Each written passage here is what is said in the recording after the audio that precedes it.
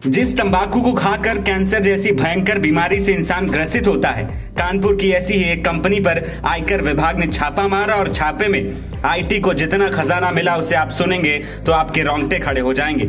Company के मालिक के पास कई करोड़ों की तो सिर्फ कारें मिली हैं। कंपनी के अलग अलग ठिकानों पर करोड़ों रुपए कैश भी बरामद होने की खबरें। देश के कई उद्योगपति और रईस जादव के पास भी ऐसी लग्जरी कारें नहीं होंगी जो बंशीधर तंबाकू के मालिक के पास मिली हैं। बीते दिन 29 फरवरी को आयकर विभाग ने तंबाकू कंपनी के ठिकानों पर छापेमारी शुरू की, जो 1 मार्च को भी जारी है। आयकर विभाग ने कानपुर समेत दिल्ली, मुंबई, गुजरात समेत बंशीधर तंबाकू कंपनी के 20 ठिकानों पर छापेमारी की है। इस छापेमारी में मिली जानकारी के मुताबिक आयकर विभाग को करोड़ों के हेरफेर की जानकारी है।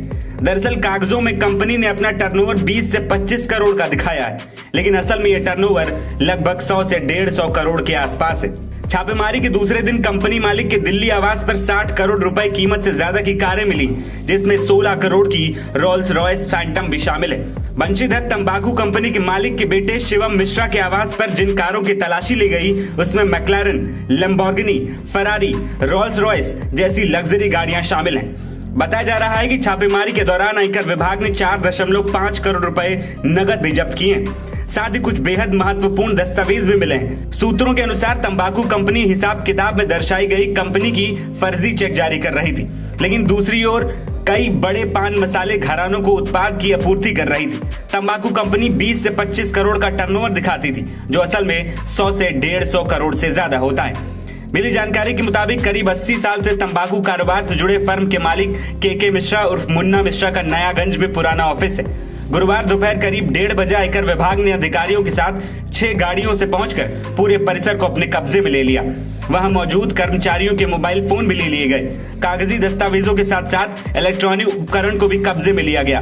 फिलहाल रियल एस्टेट, बेनामी संपत्तियों के अलावा नकदी की भी तलाशी की जा रही है। बरामद की गई कारों की कीमत करोड़ों रुपए में है। गौरतलब है कि कानपुर और आसपास के जिलों में पिछले 2-3 साल में इनकम टैक्स और जीएसटी विभागों ने शिकंजा कसा है। इसके बाद यहां बड़े पैमाने पर अवैध रूप से या टैक्स चोरी कर अर्जित की गई संपत्तियां रिकवर की गई। झांसी में घनाराम के ठिकानों से आयकर ने 800 करोड़ रुपए की संपत्ति और लेन देन का खुलासा किया था। इसी तरह 2023 में कानपुर में राधा मोहन पुरुषोत्तम दास ज्वेलर में हुई छापेमारी में करीब 1500 करोड़ रुपए की टैक्स चोरी पकड़ी गई। 1200 करोड़ रुपए की बोगस खरीद मिली थी, 500 करोड़ की बोगस बिक्री के सबूत मिले थे और 26 करोड़ रुपए का सोना और कैश रिकवरी भी हुई।